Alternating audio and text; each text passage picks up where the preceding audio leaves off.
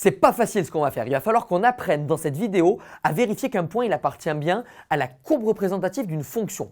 Petit rappel pour te mettre dans le bain. Imaginons que je considère ici la courbe représentative d'une fonction f, d'accord? Donc là, on a les x, ici on a les f de x. Et que je considère un point d'abscisse x0.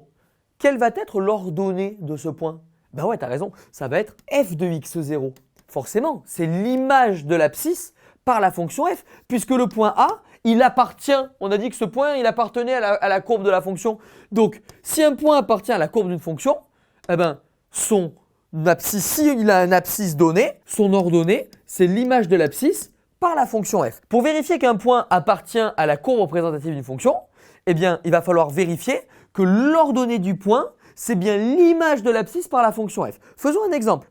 Si je considère la fonction f qui a x associe x carré plus 1, et je vous dis, est-ce que le point de coordonnées 2, 5 appartient à la courbe de f? On peut conclure que le point de coordonnées 2, 5 appartient à la courbe de f que si, lorsque je vais remplacer x par 2 dans l'expression algébrique de la fonction, eh bien, l'image vaudra 5.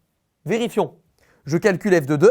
f de 2, c'est 2 au carré plus 1. Ça fait 4 plus 1. Ça fait 5. Le point A appartient à la courbe de la fonction.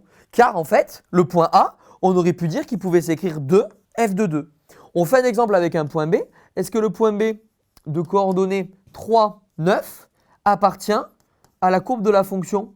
Eh bien, on va calculer f de 3. f de 3 va me faire 3 au carré plus 1. Je vais obtenir 10. 10 est différent du 9 que je devrais obtenir si c'était le cas. Donc, je peux affirmer que le point B n'appartient pas à la courbe représentative de la fonction. Donc finalement, pour vérifier qu'un point appartient à la courbe d'une fonction, tu n'as qu'à faire un calcul d'image. C'est un simple calcul d'image et ensuite comparer avec l'ordonnée du point. Grâce à ça, tu es sûr d'avoir tous les points si ton prof te met ça en interrogation la prochaine fois qu'il te fait une interro.